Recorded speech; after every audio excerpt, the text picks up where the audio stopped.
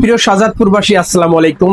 আপনারা জানেন রবীন্দ্র বিশ্ববিদ্যালয়ের স্থায়ী ক্যাম্পাস নির্মাণের জন্য এই মুহূর্তে বড় ধরনের চক্রান্তের আভাস পাওয়া গেছে, যেটা প্রথম আলো পত্রিকায় আমরা আজকে পরিষ্কার হয়েছি।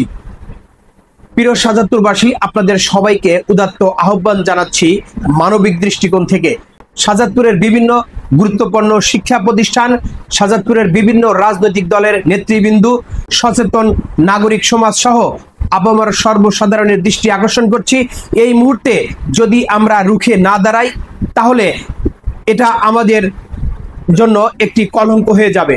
তাই আসুন, সচেতন সমাজের দৃষ্টি আকর্ষণ করছি, শাহজাদপুরে বড় ধরনের একটা বিক্ষোভ কর্মসূচি আয়োজন করা এখন সময়ের দাবি।